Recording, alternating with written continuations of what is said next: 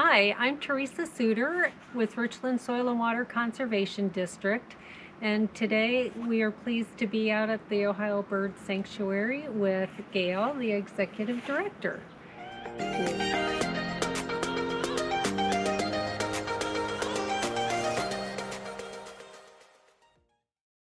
So when you're choosing feed for your backyard, it can depend on what birds you want to bring in. You've got your seed eaters, you've got suet, you've got insect, you've got fruit eaters. So that would be a very determining factor. What we don't recommend is there are economy seed mixtures that you can get at your feed stores that have what's called red millet in it. I got a bucket here that I can show you what you don't want a feed that has all this red in it, and even the cracked corn.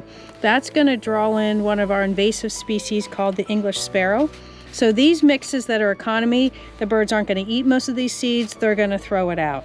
If you do want a seed mix, you want it to look more like this one. So this has what's called safflower in it, which is your white safflower. It has the whole sunflower, and it has white millet. So the birds will eat all of this. Now, if you do include the safflower and the white millet, you do have the ability that the English sparrows will come in and feed on this.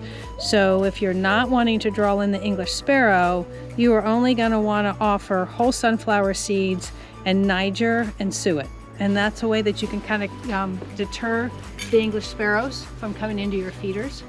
If you want to bring in something exciting like a Baltimore Oriole, you might use slices of orange. If you have cedar waxwings, they also like fruit. So those are some things that you can add to your feeders.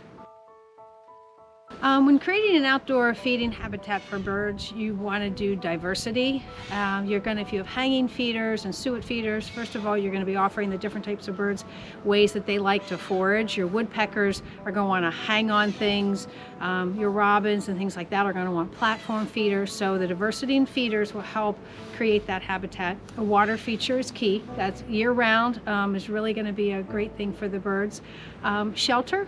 People like to put their feeders out in the open so they can see them. If you have them a little closer to the trees and ways like that, it can help them elude from being preyed upon. But if you put it in the trees, then you're going to be also encouraging the squirrels. So there's some trade-offs on there, whether you're trying to provide cover from predators or whether you're trying to avoid the pesky squirrels. But if you enjoy the squirrels, so it kind of depends on what you enjoy. I sometimes recommend when people having issues with squirrels is if you create just a peanut squirrel feeder and kind of deter them away from your other feeders. Use a lot of hanging, swinging feeders that they can't get to.